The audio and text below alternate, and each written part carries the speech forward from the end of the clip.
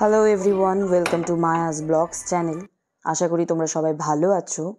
আজকে মায়ের শরীরটা ভালো ছিল না, তাই আমাকে বলেছিল একটু রান্না করে দিতে। আর আমার রান্না তেমন ভালো না, আমি কনফিউজে পড়ে গেছিলাম। আমি চেষ্টা করছি, তবুও মাকে বললাম আচ্ছা ঠিক আছে আমি রান্না করছি, কিন্তু আজ তো নিরামিষ। এখন হলো কী রান্না করা যায়, আমি সেটাই ভাবছিলাম। তারপর দেখি ফ্রিজ খুলে যে হলো পনির ছিল একটুখানি সামান্য, আমরা সেই পনির নিয়ে একটা আলু পনিরের একটা ডালনা করা যাক স্পাইসি। তোমাদের সময় আমি বেশি নিব না, একটা ছোট্ট কবিতা তোমাদেরকে শোনাতে চাই। কেউ কথা রাখিনি, সুনীল গঙ্গোপাধ্যায়ের লেখা, আর আমার কণ্ঠে। তোমরা শোনো, কেমন লাগলো তোমার আমাকে অবশ্যই কমেন্ট করে জানাবে।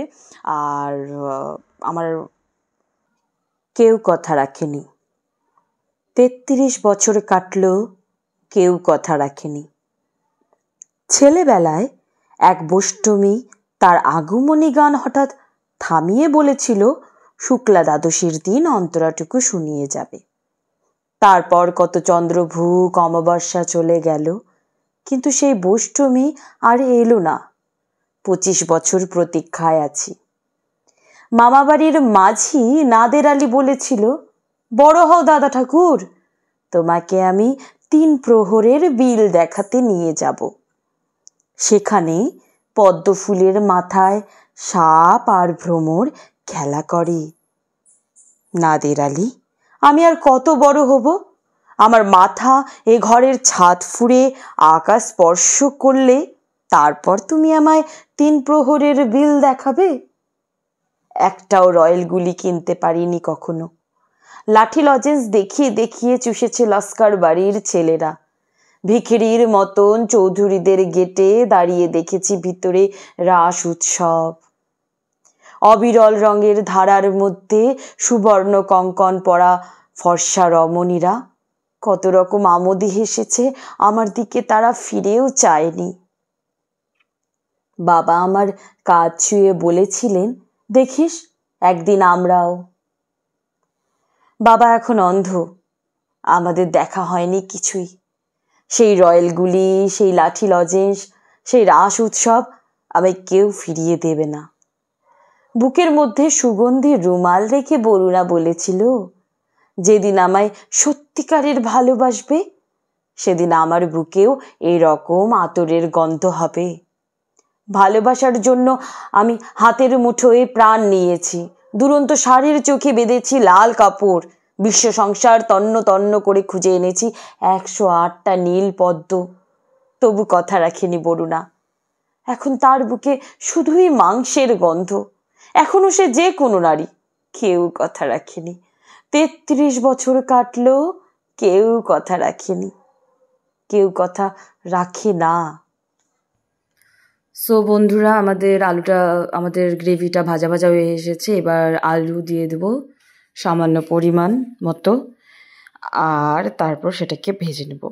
আর অবশ্যই আমাকে বলবে আমার আবৃত্তি, অথবা চেষ্টা করেছি একটু, কেমন লেগেছে তোমাদেরকে আমাকে অবশ্যই বলবে। তাহলে যদি ভালো লাগে আমাকে কমেন্টে জানাবে, আমি তাহলে আরও আবৃত্তি পড়ার চেষ্টা করব। তোমাদের থেকে তোমরা উৎসাহ দিলে আমি উৎসাহিত হব।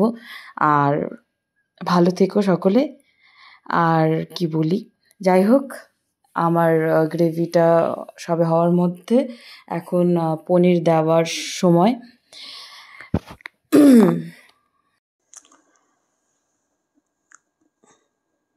পনিরের আর কি কি রেসিপি হয় তোমরা আমাকে কমেন্টে অবশ্যই জানাবে। আর আমি যে রেসিপিটা বানিয়েছি ভালো হলে অবশ্যই আমাকে বলবে। আর এখন তো এটা গরম ভাতের সাথে খেতে ঘি দিয়ে মাস্ট, স্পেশালি ঘি দিয়ে খেতে দারুণ লাগবে, কী আর বলবো। এই যে ভাজা ভাজা হয়ে এসেছে আমার গ্রেভিটা, আলু মশলা দিয়ে যে গ্রেভিটা তৈরি হয়েছে তার মধ্যে আমি একটু কাঁচা লঙ্কা দিয়ে দিয়েছি খুব স্পাইসি হওয়ার জন্য। আমার যদিও সন্দেহ ছিল যে স্পাইসি হবে, মা বলেছিল যে মায়ের জ্বর ছিল, মা বলেছিল একটু স্পাইসি করে ঝাল ঝাল করে চটপটা করে একটু একটা যে কোনো একটা তরকারি বানা। আমি এটাই বানিয়েছি, পনির দিয়ে আলুর ডালনা। তোমার কেমন লাগলো তোমরা অবশ্যই কমেন্ট করে জানাবে। আর আমার আবৃত্তির জন্য অবশ্যই স্পেশালি কমেন্ট আমাকে বলবে অবশ্যই। তাহলে আমি আরও নতুন নতুন আবৃত্তি পড়ার চেষ্টা করব। আর উৎসাহ দিলে তো অবশ্যই আমি উৎসাহিত হব। আর আমি চাই আমি সবাইকে মিলেমিশে মানে সেইভাবে আমি করে তুলতে পারি ভালো মতো ব্লগটা। আর তোমাদের যদি আমার ব্লগটা ভালো লেগে থাকে আমাকে অবশ্যই সাবস্ক্রাইব করবে ইউটিউব চ্যানেলে, আমি লিঙ্ক দিয়ে দেবো। আর অবশ্যই আমাকে ফলো করবে, লাইক করবে আমার পেজটা। আর তাহলে আমি তোমরা যত বেশি কমেন্টস করবে, লাইকস করবে, আমাকে উৎসাহ দিবে, আমি তত বেশি আরও ব্লগ দেওয়ার চেষ্টা করব তোমাদেরকে। আর তোমাদের সাথে আমার অ্যাক্টিভ থেকে আমার খুব ভালো লাগে। যাই হোক, মনটা একটু ভালো লাগে, মনটা ভালো থাকে।